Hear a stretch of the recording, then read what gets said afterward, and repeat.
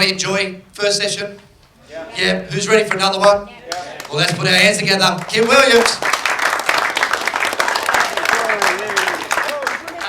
Guys, this session I'm going to focus on is really more about the culture, because what you heard, and it probably was fairly overwhelming, is a little bit about what you need to do and why you need to do it before lunch. But there's no point setting your business up to build if you don't bring your people along for the journey. So the session this afternoon is very much going to focus on how you take your people along for the journey and how you build a high performance above the line culture to make sure they're empowered to do that. So really important to understand, no good focusing on the task if we don't take people along for the journey. And so a lot of the discussion this afternoon is all about the people and the high performance habits.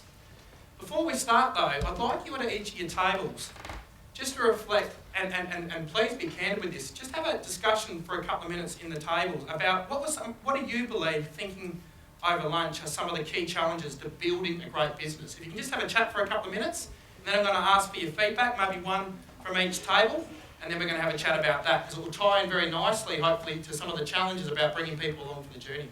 So have a chat on your tables, and then we'll have a chat about it.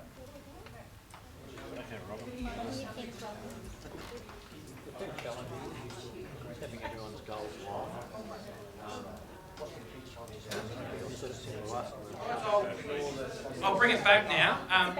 Just to hear some of the discussions, and feel free to call out, just from your tables, what were some of your key challenges in building a great business? Just to hear from a couple of you, just in terms of just maybe one from each table. Yeah. Yep. Good. Staff. Keeping focused on specific things. Yep. Good. Yep. And that's a fair challenge. I think that's extremely challenging. The other thing with that is making sure the things that you're not good at are getting done. Yes. Yep. Good. Very good. Really good insight. Yeah. By making sure the goals of the partners in the business are aligned. Yes. You know. Yeah. So one's not expecting to get the A and everyone's expecting to get the C. Yes. Yeah, that's a good point. That role clarity is a really important one. Yep. Good. Yeah. No, it's up there on the screen, but for us, it's culture. Yes. What's inside your business workplace is the culture. That's set by the owners or the managers. Unless you've got the right culture, it's just all too hard. Absolutely. Yeah. The leadership needs to have the right mindset. Very good. Well, that's beautiful, because that's what we're going to talk about. I firmly believe the single biggest competitive advantage an organisation can develop is its culture, and that wasn't scripted.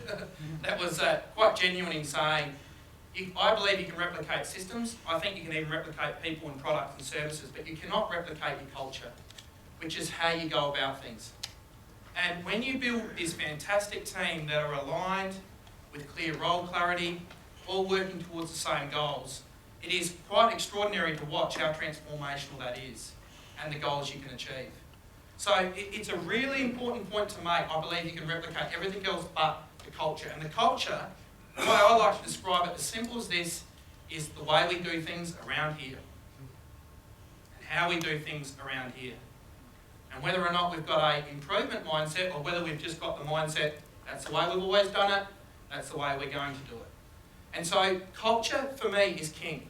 And hence the reason why I hit you pretty hard before lunch around what you need to do, but no point doing it if you can't bring people along for the journey. So the whole point of the session now is about the tools and techniques to bring people along for the journey. So I'm going to go through that. Again, similar to before, ask questions, and what we're going to do is do a couple of exercises like that where I'll ask you in tables just to do a few things that are really important to building up towards the end of the presentation. Okay? So first things first, number one tip. You saw our strategic plan. You noticed one of our key pillars is culture. So right from the start, we actually separated culture from people. Culture was about how do we build a great culture rather than just let it happen.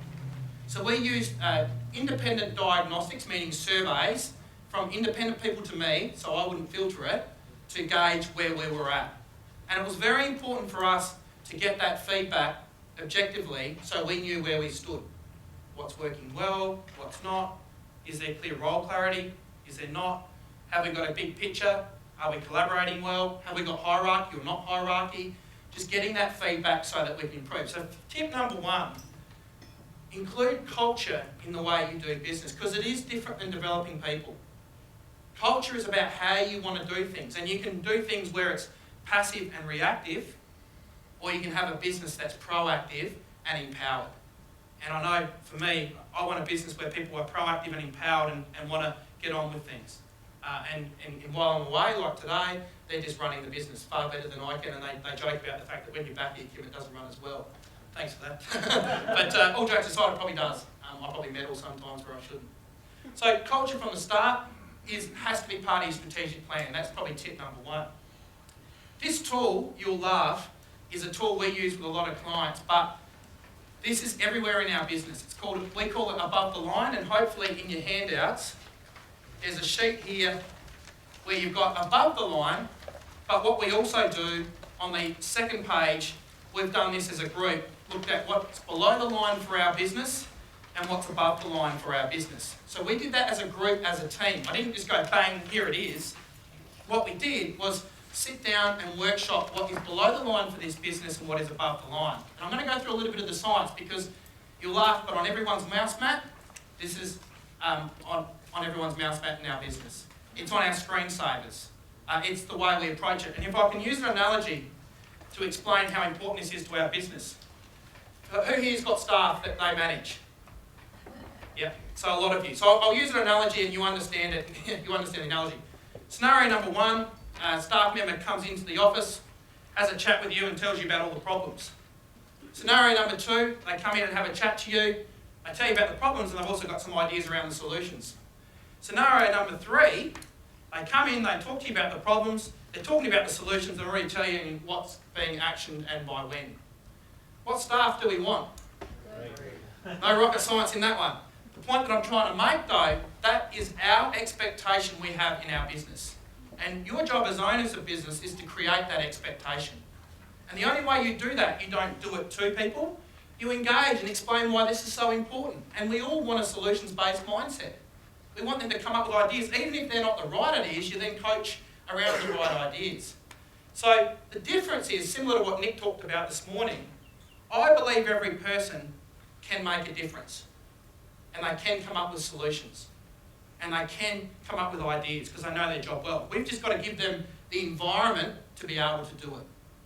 Does that make sense? And this is fundamental. So, just to straw poll this, if you go to the second page, and I'll do this more as an interactive and I want to hear your ideas. So for your business, as business owners, what's below the line for you? Just give me a few ideas. I've got a few ideas on there, but that's for our business. I want it to be about you. So what's the below the line behaviours that you wouldn't accept? Just straw poll me here. Just call them out in your organisation or your business. Yeah, rough enough is good enough. Absolutely. What's the above the line behaviour you want to see? Absolutely, right from the start. Good. Other example below and above, yes? That's how we did it last time. Yeah, that's the way we've done it last time. That's probably one of my most, how would you say it, frustrating comments I'll hear from a staff member or a client without questioning why. So what's the above the line? How can we do this better? How can we do this better? Who can we learn from? We don't need to reinvent the wheel. Someone else might have the template or the tool. Below the line, another example. Punctuality. Yeah, I'm a big believer, actually, punctuality in our meetings is next to godliness. I'm quite serious about that. Punctuality is a big thing for me with our meetings and our times, and I always encourage people to be 5 minutes early than 5 minutes late. I think it shows a sign of respect. What's the above the line behaviour? You just said it. Yeah, good. 5 minutes before at least. Yeah, not that hard. Other below the line behaviour. Think about your own organisation.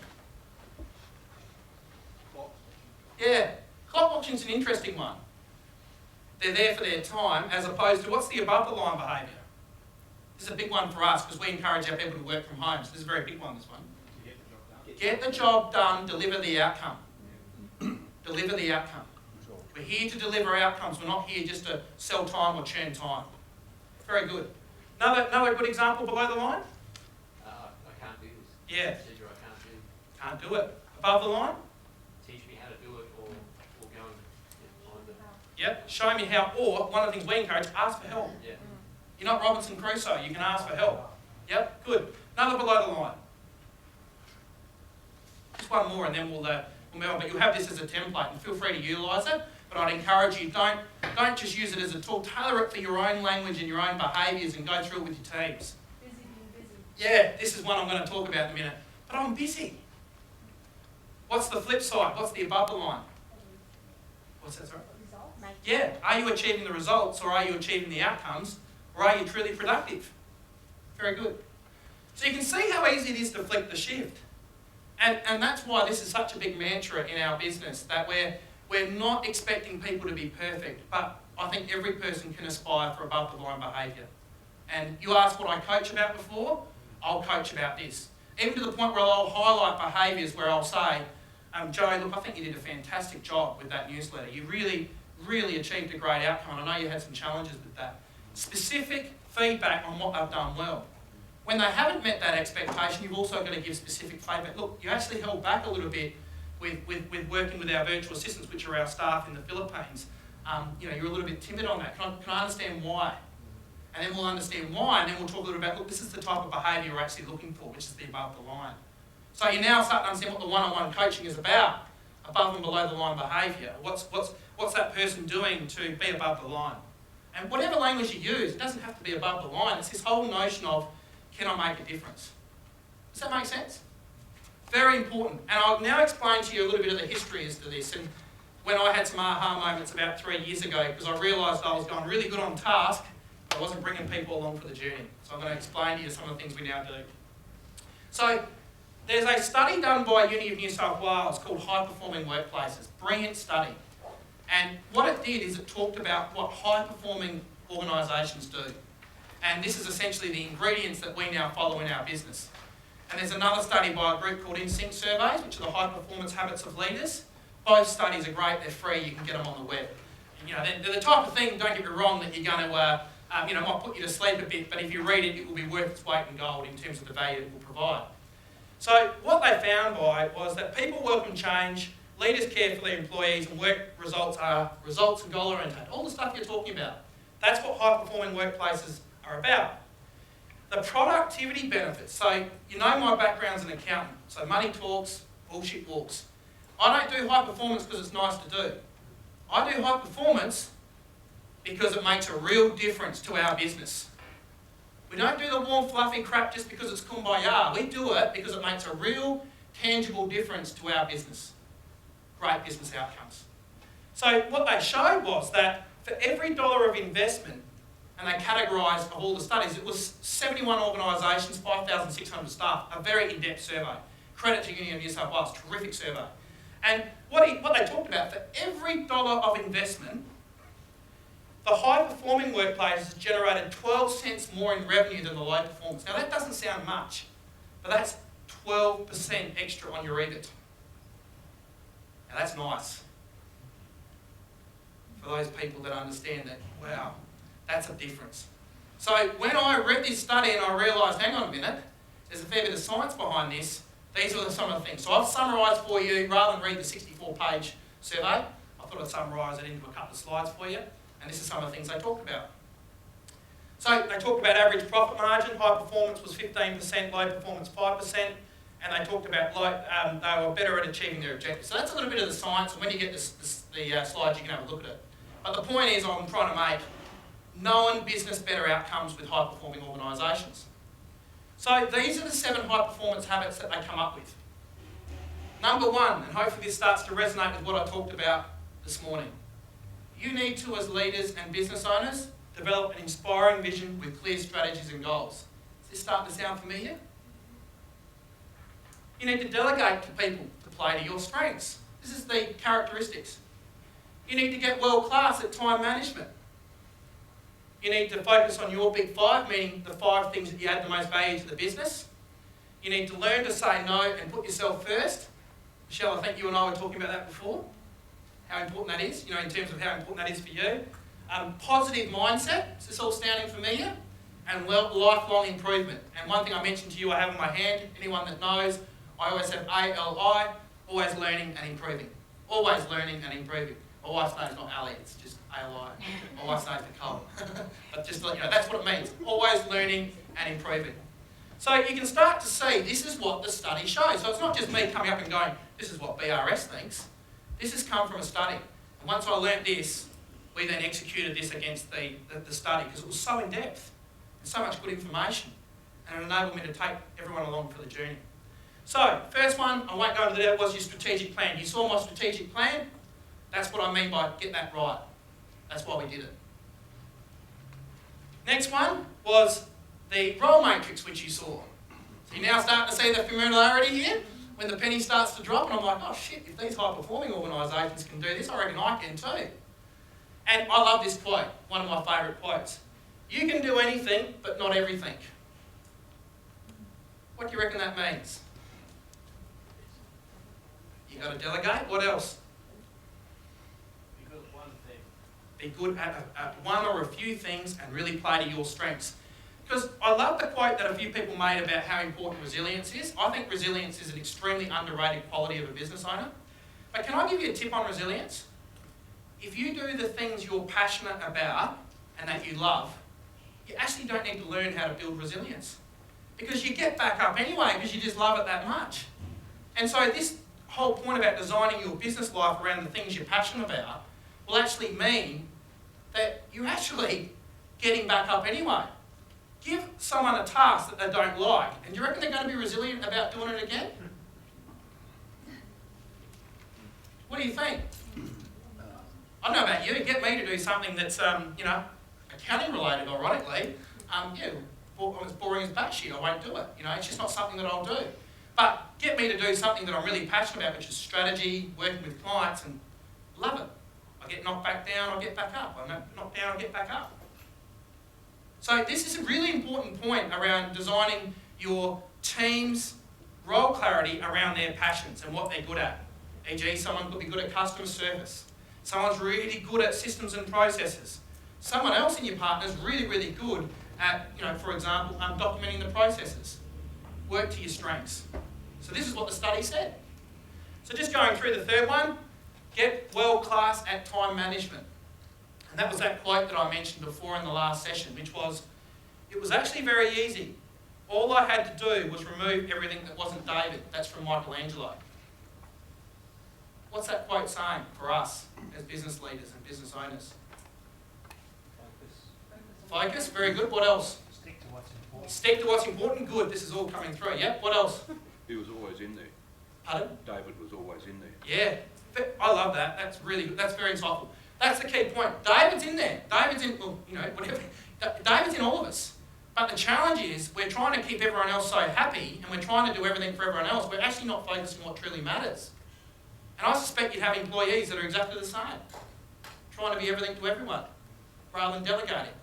So I really like that quote. David is in there. That's very well put.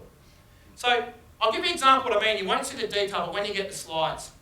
When I do executive coaching of CEOs, you know the first thing I always do? I grab their calendar for the last 3 months. Do you want to know why? What else am I looking for? And by the way, they can talk crap to me about what's important to them. But why do I look at their calendar? How productive they are, and the calendar actually reflects what their true priorities are. Even though they might say something, it reflects their priorities. So they say their family's important to them. And I see a calendar where they've got 80 hours. Yeah, really important. I see their fitness, and I can be frank with you, first 3 years I blew out like a life raft in the business because the problem was I didn't reflect on my health. And I've let that go, and I'm working hard to get it back. It's bloody hard to get it back. So I said health was important, but it wasn't. Your calendar reflects your priorities. And how you manage your calendar and say no to the crap that comes into your calendar that truly doesn't relate to your plan or your priorities is very important. Look at someone's calendar, you'll get an understanding of what's important to them. Manage your calendar, and I've got some tools and templates I'll provide Steve around how you manage your calendar effectively. So, same calendar with activities, and you'll notice this one on the right has lots of time for doing the things that really matter. E.g., I'm a person that only has my meetings in the afternoon because I do my best work growing up on a farm in the morning. I only have meetings in our business for 50 minutes because I want the buffer of the 10-minute rather than running overrun. I have rules around some of those things to make sure we're optimising our time. And I will not say yes to a meeting that I don't need to go to. I just won't do it. I'd rather have a phone call or just give me the actions. Or let the staff get on with it. And I have some clients who ring me and go, I want to speak to you. Well, actually, no. you need to speak to the person that's actually got responsibility for that. Unless it's a big issue, of course. But sometimes we just erode our time, and you wouldn't let someone go into your house and leave crap in your house, but we seem to let people leave crap in our time, our calendar. And I'd argue you can get better at managing it. And if it's only 5 or 10%, that can be 5 or 10% of time you can be spending on your family and your friends and things that truly matter. So calendar management. So these are all the tips from the high performance study. Next one is about people in high performing organisations have a bias for action. And this is important. Are you busy or are you productive? And I want to hear from the group here. Give me an example of some of the busy activities we all do. Just a few. Email, yes. So I only do my emails in half an hour blocks, morning and night. I don't have it on during the day. As you probably seen, don't have the phone on. What else? Meetings. They are the biggest eroder of drain the crap out of people. Meetings, yes. What else? Buying product. Pardon? Buying product. In what way? Well, we like they bring display bands and stuff around, and you can choose off that. Well, I can spend 15, 20 minutes looking at it, where if you went to the order, you do it in 5. Yeah, good. So that's a good example where you're letting that happen rather than being proactive. Yeah. What else? Where we're busy. Taking phone calls. This is a really important one. Amount of people you're in meetings with and the phone goes off and there's this absolute urgent need to answer the phone at that point in time. Don't you find that fascinating?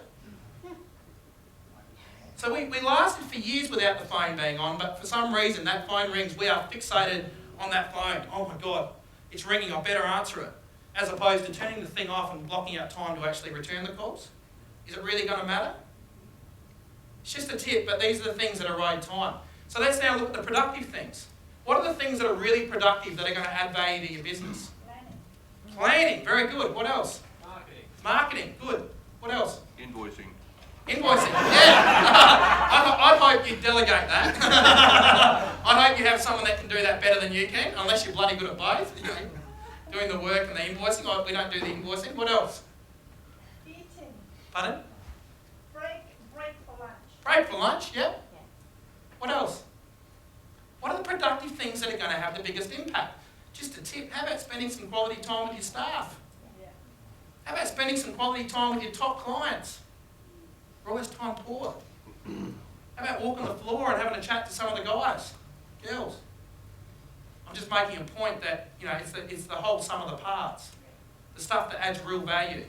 And we erode our time because we're busy. And we get comfort from thinking, oh, well, I responded to 40 emails today. Really? Did it add value? Every time the dinger goes off, you then stop yourself from doing a productive task? Like, is that adding value?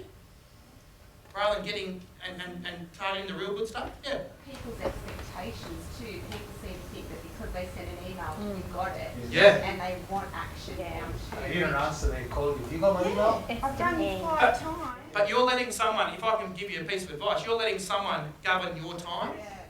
Rather than saying, actually, oh, well, make sure I respond back to you within 24 hours. Don't worry wrong, you should have that expectation. Yeah. But don't let their reactive state change the way that you work.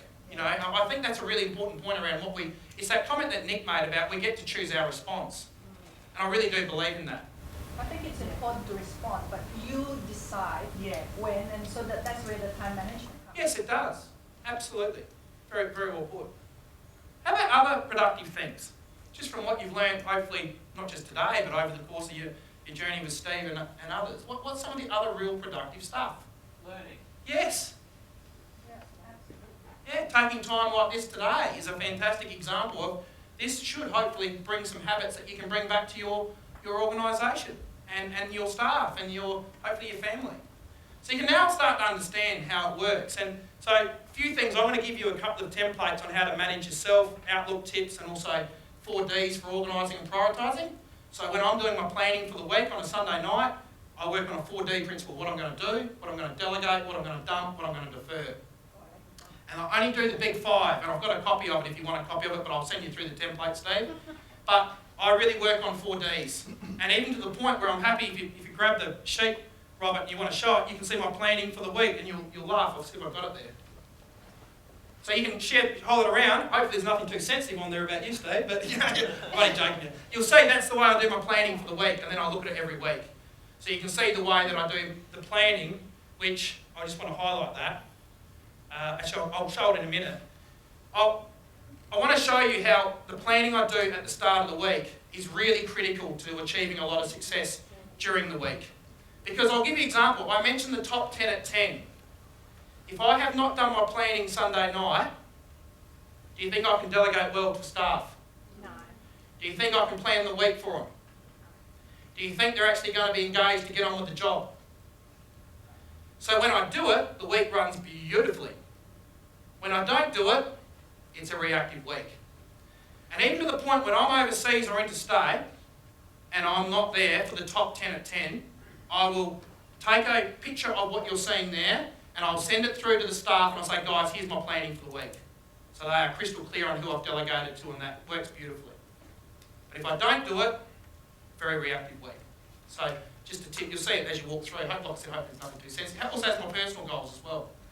So work smarter, not harder. And ask yourself this question: how many of your to-do list will help you to be more successful? Because if it's not, I'd respectfully suggest you're doing a heap of stuff where you're busy, you're not productive. And you'll see why to do this. You can ask me whatever you like about it. The fifth habit they talked about was learning to say no and putting yourself first. Keeping everyone happy but yourself. And this is really hard to do, whether it be a customer, whether it be a staff member, whether it be other things. But can I just give you a bit of a tip? Every time you put someone else first to the detriment of yourself, you take away time from your family, your friends, your health, your fitness, which I can talk about personally, and other areas. And it might not sound important at that point in time, but over a long period of time, it has a huge impact. So it's really important you learn to say no and put yourself first. And that's why I make the point, have your strategic plan, which I'll show you mine in a minute, because it doesn't just help me choose what to do, it helps me choose what not to do. And that's the point. And I'm happy to share that around in terms of the plan, and then we're going to talk about what you're going to do with your plan. It's got some markings on it, because I've only just updated it. But you can see my personal plan. It's the same template as my organisational plan. So learn to say no and put yourself first. And I love this. Steve, you talked about Tim Ferriss. One of his quotes I love is great. If you just have a look at that quote, I reckon it's gold.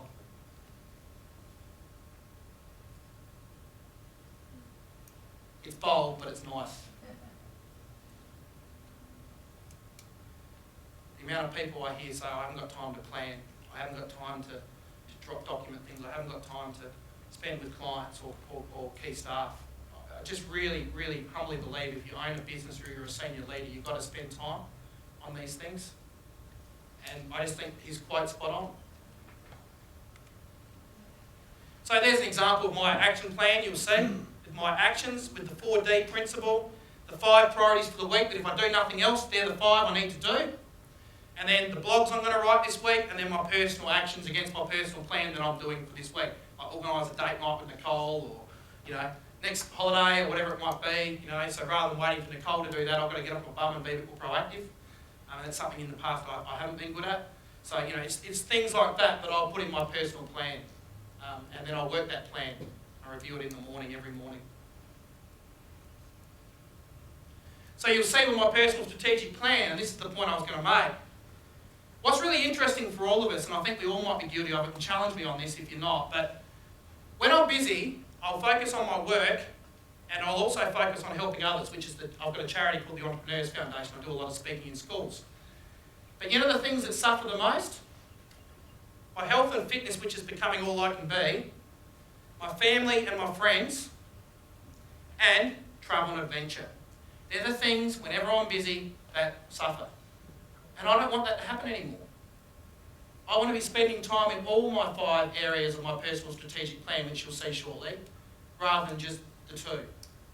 Because for me, my biggest legacy, I don't know, who here watches Andrew Denton, or has watched Andrew Denton? Yeah. I don't know if you saw an interview that he did with David Suzuki. Did anyone see it? Geez, I tell you what, I don't know if you know David Suzuki, the environmentalist? Yeah. Amazing guy. I think he's incredible what he's done. And Andrew was interviewing him and he said, David, you've done amazing things in your life. And he said, if I was to ask you the question, what's your biggest legacy? You know that guy, for all his achievements, didn't bat an eyelid. He said, oh, that's an easy answer, Andrew, it's my children.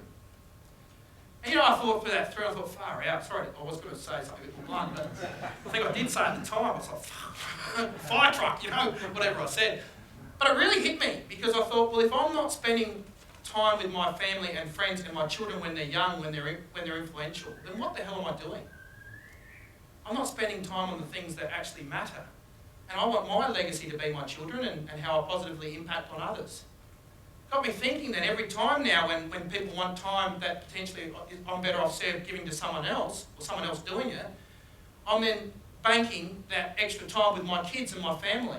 So it's really got me clear on my why I've got my personal strategic plan, why I'm doing what I'm doing. And that's really important to me now. Whereas before, in corporate life, I didn't. I gave all my time to everyone else and then didn't focus on what truly mattered. So that's just a tip. The sixth one they talked about was the importance of positive mindset.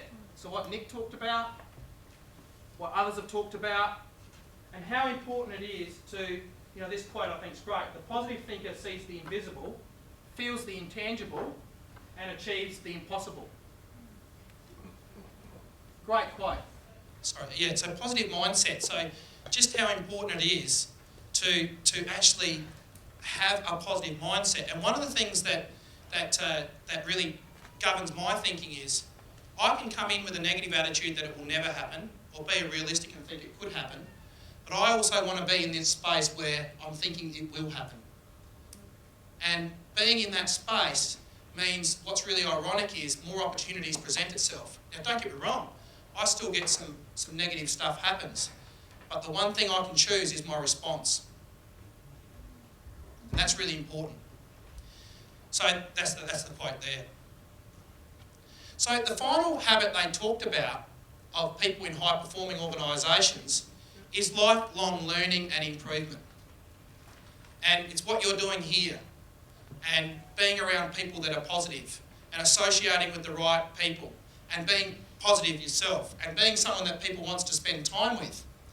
And so I just gave you a list. I thought I'd give you a list of some of the people that, for me, write great blogs. So these are all free blogs, all free people that provide blogs. And what I do is I have a little folder in my inbox called Reading to Undertake. So rather than feeling overwhelmed when the inbox comes in with the email, I drag and drop it in there, and when I get a spare few minutes, I then look at them, and then I file them. So rather than feeling like, again, being reactive, oh, it's come in, I must read it, I drag it in as a rule into my Reading to Undertake folder. And if you do anything else, just a tip, that who here is a subscriber to Success Magazine? Wow, just a tip, for $50, it's a US magazine, it's got people like John Maxwell, Darren Hardy, Robin Sharma in it. For $50 for 12 months, it gives you this wonderful magazine, but on top of that, they have an audio CD that they get in every magazine. And then what I do is I use my commute time to listen to these interviews. So it's this wonderful gift of knowledge that you can listen to in the car rather than listening to the radio. And so this is just a few ideas on just some fantastic blogs that are free. You just go on there and subscribe, and then you'll get this inspirational information from great people. So I just wanted to finish off with a couple of exercises.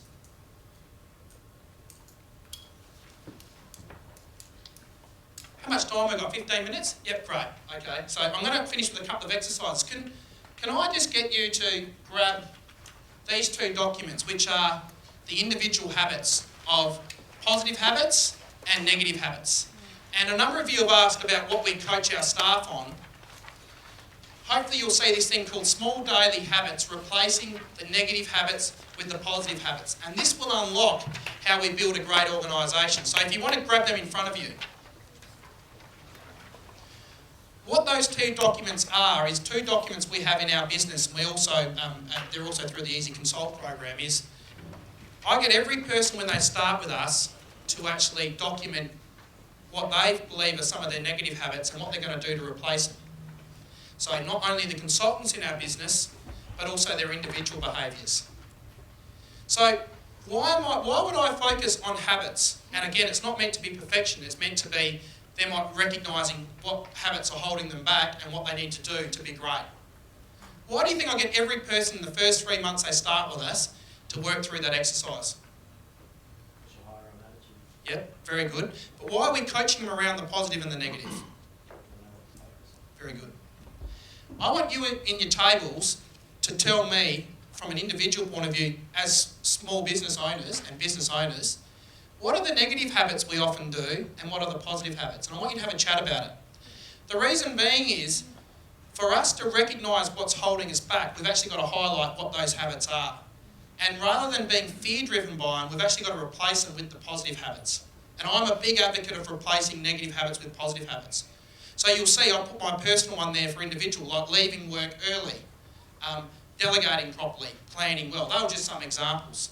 So if I can ask each table to literally have a chat as small business owners, what are some of the negative habits and what are some of the positive habits, and then we're going to hear from each table, because we've got to recognise what they are, and you're now starting to unlock some of the things that we do to really unleash high performance in the business. That's a really good one.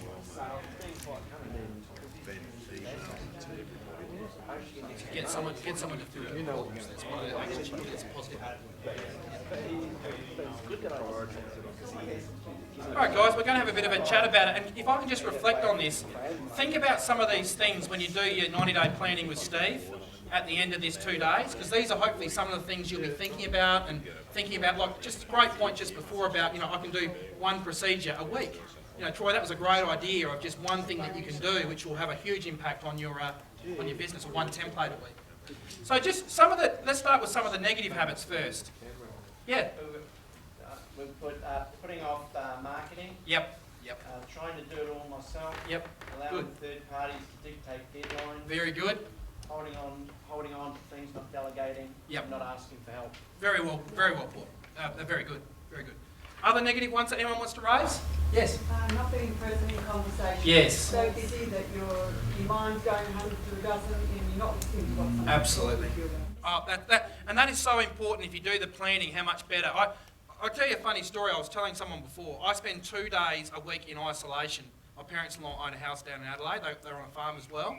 And I'm in isolation just doing my planning work. Because the comment I make to the staff is that when I'm back then, I'm truly in the moment. I'm not checking my phone, I'm not reactive, whatever it might be. So I can't stress enough how important that is for that. It's a really good pickup. Yeah. Other negative habits as small business owners we often do. Yes? They're working long hours. Yep. Putting off the gym. Yep. I talked about that. I was the same, so I still am, but I'm working hard on that. Yep. Yep, good. Other negative habits? Yep. Yes. Very good. Some of the positive habits, because I just want to suggest this. You want to replace the negative with the positive. Don't be fear-driven. Replace them with positive habits. Some positive habits. Kym, just going back to a negative habit. Yeah, that's okay. Smartphones. Yeah. How often we look at it. Oh, We're absolutely. driven by it. Yeah. It's supposed to make our life easier. Yep. I think they're a great tool, but can I just offer a suggestion? I think it's really sad when you're dealing with someone who's constantly checking their phone and the message it sends. It's one of the reasons why I have mine off, because I had an incident when one of my young children told me how, in a blunt way, Dad, you're never really home when you're home, and I tell you what, that kicks you in the guts when you get that from your child. And, that was 3 or 4 years ago, and now I don't have it on very often. Let's put it in my bag. Yeah, that's okay. Yeah. Some other positive habits before we look to wrap up. I'm hoping, you're starting to recognise what you need to do and what you need to replace. Yes? Yeah. Yeah, that's okay. Planning. Great positive habit because of the ripple effect that not just for you in terms of feeling better, but the impact it has on your staff to do their job. Yeah. I was just going to say, enjoying connecting with people and meeting people and hearing their story. Yeah. And you know what's funny? You go to a session like this, for me, just to meet some great people and be with like-minded people. You can easily say I'm too busy for it, but by geez, it gives you energy, doesn't it? Fantastic. Very good. So you can start to see, and I just want to read one quote before I finish off. I love this quote, and this is direct from the study. So absorb it because I reckon it's just gold. I'll read it in a editorial content. I'm only joking. These habits, no, I'm joking. These habits are not a smorgasbord where you choose the 3 or 4 you like the most. I'm talking about the 7 ones that they highlighted. They are not mutually exclusive by nature. Rather, they augment each other, meaning they're complementary. If you embed some of these habits you haven't embedded before, you should increase your organisation's performance. The desired increase in performance is only likely to be achieved and sustained, however, if all 7 organisational habits become your organisation's new way of life. Isn't that powerful? That's so powerful, that quote. Phenomenal. And that's why you now start to understand, when I understood the science of it, and hopefully I've taught you a little bit about the how now, you can do it, you do it step by step, and you'll build great businesses. And even to the point, I'm just going to show you a few photos and then I'll finish up. There's our top 10 at 10 board. It's got about 15 on it, that list. There's our 90-day plan with our key goals for the 90 days. There's our role clarity matrix. There's our above the line tool. There's our Myers-Briggs of every person in our business with their Myers-Briggs assessment, so you understand the people you're working with and their preferences. Yes? I'm happy to provide the link to the website, not a problem at all. Yeah, it's a free one, so it's not formally accredited, but we use it because it's free and it's bloody good. Fill it in 70 questions and it's very accurate. And then the last one is the mouse mat I was talking about. So all jokes aside, every person has a mouse mat. I want it brain tattooed. And it's so important for us to have it brain tattooed. So you can sort of see, hopefully that you can see how it works and why we do what we do. And just the final quote before I finish up, 1% improvements over time lead to staggering results. Don't be overwhelmed and think you've got to do it all now. Just one little bit at a time. And if you do that, I look forward to hopefully seeing you down the track and seeing you've got great businesses. And more importantly, you've got the time, money, freedom and meaning to do what you want to do, which is, to me, the goal of business owners. So thanks very much. Hopefully that's been useful. I wanted to explain a little bit more about the how, because I know it was a bit overwhelming before, but it should hopefully help you a lot with that. Thanks very much. Right. Thanks, mate. Oh, pleasure. Excellent. Yeah. Wow, that was pretty good, wasn't it? Yeah. Fantastic. Guys, there was a lot to take in, wasn't there? And so many notes that I'm sure you've taken, and so many takeaways that you've got from Kym's 2 sessions.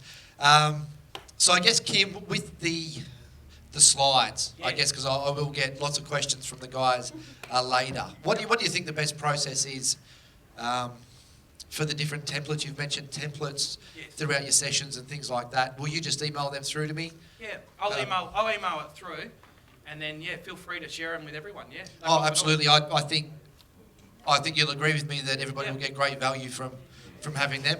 And if I can just give a tip, just a suggestion, all the templates I've shown, we've written blogs about. So if you go to the blogs, easyconsult.com.au and the brsblog.com, we explain the how on how to implement, bite-sized blog by blog.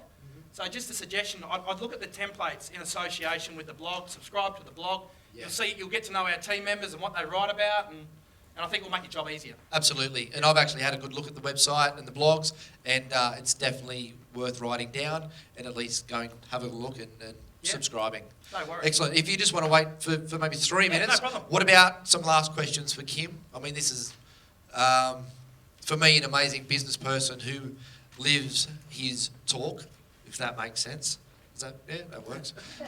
So he has a business that thrives in this economy, and his culture and everything else he does, he lives it. So what are the sort of questions you want to ask before Kym finishes up? Yes.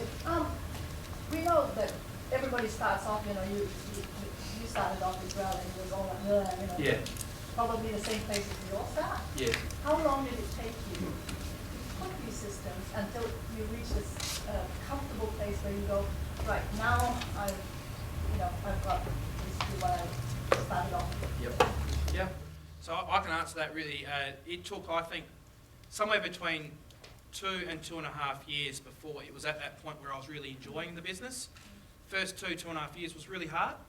We recruited the wrong people. I think we overcomplicated things. We weren't as focused as we could have been. But I'll be honest, the last 1.5 years, I've really enjoyed our business. I've loved it. Because we've reaped the rewards for the hard work we put in. So yeah, it's not an easy venture, but I'd hope, and that was the point I was making before, I'd hope with the tools and templates you've seen, and then go to our website and you can see the other ones, it will make your job easier to fast track it, because if I had what we have now, it would have made my job a lot easier. But we had to trial and test and work out what worked and what didn't, and yeah, so I'd say about 2.5 years it took me. But it's definitely worth it, because I want this business for my life. you know, I want to continue to do what I do and have these entrepreneurial spin-offs and develop people and, you know, have a positive impact. As you saw in my strategic plan, my last hour's paragraph is to have an impact on 10 million people before I die. So hopefully there's 20 or 30 people here that I've had a positive impact on. That's ticked a bit off the list on my last hour's paragraph, as you see with my personal plan. It's a bit like going to the gym, isn't it? You want the perfect body. Kym spent 2.5 years going to the gym 5 days a week. Yeah, at work.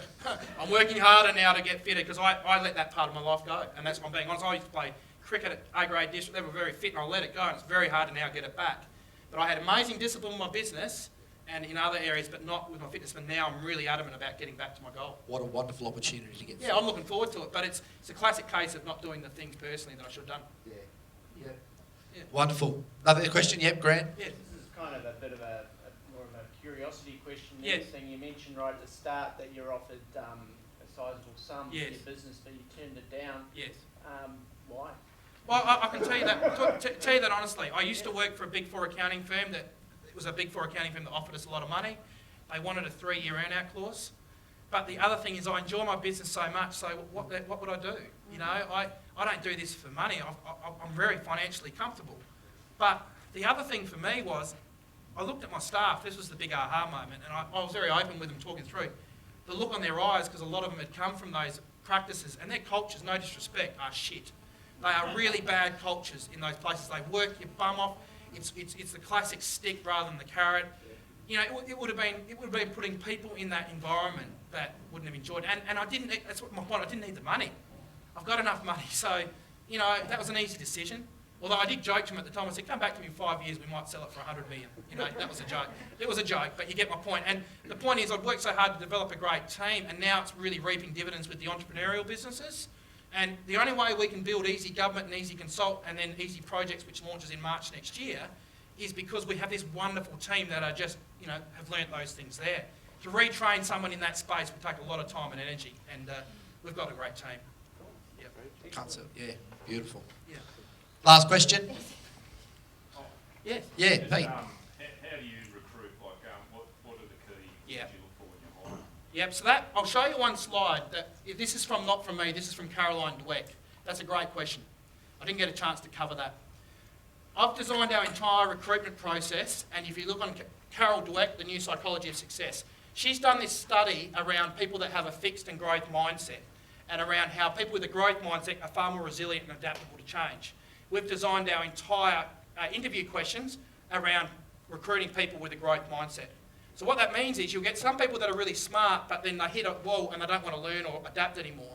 I'd rather recruit people that maybe not as smart technically, but have a growth mindset, who embrace challenges, persist despite obstacles, see effort as a path to mastery, learn from criticism, be inspired by the success, rather than, oh, well, I know what I know and I don't need to be taught anymore. 100% we've designed our recruitment around Carol Dweck's work. Brilliant. Yeah, and I've written a blog about that, fixed versus growth mindset, and I've put a link to her survey questions that we've designed as interview questions, so you can just grab it free off that blog. Yep. I think perhaps for our next mastermind session for our VIP members, we might actually spend 3 hours working on this. This is unbelievable in terms of growth mindset. Yeah. Rather than fixed. Fantastic. Guys, could you please all stand up and give Kym Williams a No massive worries. round of applause? Thanks, guys.